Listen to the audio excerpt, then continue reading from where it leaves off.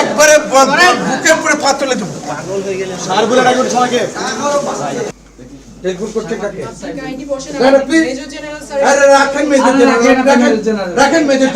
আমাদের খাদ্য ট্যাক্সের পয়সা রাখেন আপনি। হ্যাঁ দেখবে কি জন্য আপনি ঘুষ নেন তখন ওই মেয়েদের তোলা নিয়ে করে না। আপনি প্লিজ আপনি প্রমাণ দিবেন। রাখেন আপনি প্রমাণ দিয়ে কথা বলবেন। আপনি কেন ওনাকে টেলিফোন করলেন? কথা কম বলেন। আপনি কেন আমাকে শাসাচ্ছেন? আপনি কাহিনী রাগান্বিত হবেন না। আপনি কেন ওনাকে টেলিফোন করলেন? গেট ভেঙে দিলেন। না না না না না আপনি ওনাকে কেন ফোন করলেন? হ্যাঁ আমরা যে জন্য আসছি আমাদের দেশ এই না স্যার ঠিক আছে আপনার নাম ইউনিফর্মের নাম নাই কেন আপনার স্যার একটু ইউনিফর্মের নাম নাই কেন আপনার আচ্ছা স্যার আপনার ইউনিফর্মের নাম নাই কেন হ্যাঁ দেখে দেখেন তো দেখেন দেখে দেখেন তো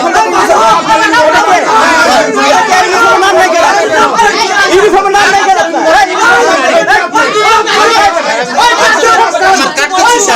আমার কাট দিচ্ছি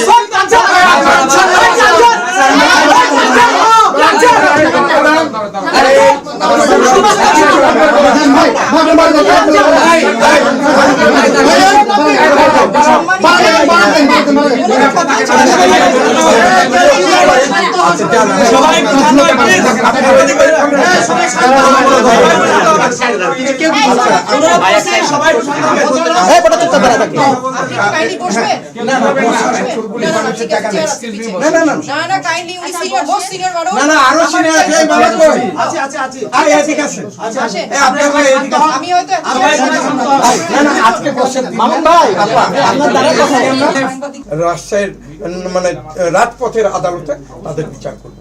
সেই ক্ষেত্রে আপনি আমরা যে এসেছি এটা টেম্পটেড হওয়ারই কারণ আছে।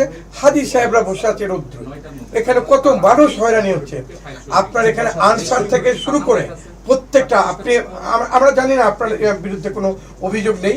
সেই ক্ষেত্রে মনে করেন যারা পাসপোর্ট নিতে আসে তাদেরই এন্ট্রান্স আছে, যেমন আপনারা প্রথমেই বলেন আপনারা বাধাগ্রস্ত হয়েছেন, তাহলে কি থাকতে হবে? একটা পাসপোর্ট আবেদনকারীর আবেদনপত্রটা থাকতে হবে। তারপরে সে পাসপোর্ট পাচ্ছে না বা পাসপোর্ট নিতে এসছে তার কাছে রিসিপ্ট থাকতে হবে। এছাড়া শিশু তাদের জন্য তাদের সাথে বাবা মা থাকবে, অসুস্থ তাদের সাথে অ্যাটেন্ডেন্স থাকবে, স্বামী স্ত্রী থাকবে, বাচ্চা কাচ্চা থাকবে, এটাই তো স্বাভাবিক, তাই না? এর মধ্যে আপনি যেটা বলছেন যে অনিয়ম হচ্ছে, এই জিনিসটা ভাই আপনাকে বারে বারেই বলছি যে আমাকে একটা দেখান, এইটা ধরার জন্য অবশ্যই দেখান। আপনারা লিখিত দেন না তো, প্রমাণ আছে আপনার কাছে? লিখিত দেন না তো, লিখিত দেন, দেখেন অ্যাকশন কিভাবে হয়। এটা ধরার জন্য আমার ডিসি মহোদয় পর্যন্ত বসে আছেন। যত্রতত্র হচ্ছে আমাদের এরকম ইয়ে হলেই কমপ্লেইন গেলে আমার ডিসি মহোদয় প্রয়োজনীয় ব্যবস্থা নিচ্ছেন বিধি মোতাবেক। অতএব আপনারা প্রমাণ দেন কাইন্ডলি। এই অফিসটা অবশ্যই আমরা এটা ফরওয়ার্ড করে দিব, অবশ্যই ফরওয়ার্ড করে কি বললাম যে প্রমাণ পেলে আমি ফরওয়ার্ড করব অবশ্যই। সেই ক্ষেত্রে বললাম না আমার ডিসি মহোদয় ব্যবস্থা নিচ্ছে। আপনি ব্যক্তিগতভাবে কি চাকরিচ্যুত হচ্ছে। আমাদের দাবি পাসপোর্ট অফিসের হয়রানি বন্ধ করতে হবে। পাসপোর্ট অফিসের কর্মকর্তা, পুরাতন যারা কর্মকর্তা আছে, যারা ঘুষ খেয়ে এতদিন থেকে ঘুষ খেয়ে আসছে, তাদের অপসারণ করতে হবে। তাদের এই অফিসে আমরা দেখতে চাই না। পাসপোর্ট অফিসে আসলে কি কোনো যদি ইমার্জেন্সি রুগী হোক, ইমার্জেন্সি হাজি হোক, ইমার্জেন্সি কেউ যদি বুঝতে পারে যে ইমার্জেন্সি ওর দরকার, তাকে যে কোনো শর্তে ঠেকানো লাগবে। এমনও ঠেকানো লাগবে সকল কাগজপত্র ঠিক আছে, ছবি তোলার সময় বলা হয় যে আপনার দাড়ি কেন সাদা, আপনি দাড়ি সাদা কালো করে নিয়ে আসেন। একজন নামাজি ব্যক্তি কখনো কলব দেয় না, সেই লোককে কলব দিতে বাধ্য করা হয় এই জায়গায়। আমরা চাই দুর্নীতিমুক্ত পাসপোর্ট অফিস। আমরা যখন একটা পাসপোর্ট করতে আসি তখন আমাদের অনেক অনিয়মভাবে ভোগান্তির মধ্যে ফেলানো হয়, বলে এটা ভুল সেটা ভুল। আমাদের যে ভুলগুলো হয় তারা আমাদেরকে একবারে সমাধান দেয় না, এভাবে আমাদেরকে বারবার আসতে হয়। শেষ পর্যন্ত ওরা এমন ভাব করে যে আমরা দালালদের কাছে যাইতে বাধ্য হই।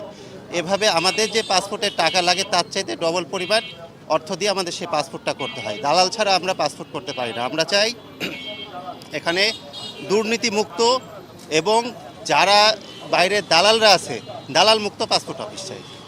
আমরা যখন দেখি যে কোনো অফিস আদালতে অনিয়ম অবস্থাপনা এবং দুর্নীতি, সেখানে আমরা ঝাঁপিয়ে পড়ি এখানে একজন সমন্বয়ক বলেছে আমরা এই 5ই আগস্ট আমরা যে অনেক কষ্ট করেছি এবং এই 15 বছর দীর্ঘ আমাদের আন্দোলন সংগ্রাম, এই বৈষম্য, সেই বৈষম্য এখনো কিন্তু কোনো পরিবর্তন হয়নি। প্রয়োজন হলে আমরা এই পরিবর্তনের জন্য আবার রাজপথে নামবো, আবার এই ঘুষখোর দুর্নীতিবাজদের বিরুদ্ধে আমরা সংগ্রাম করব।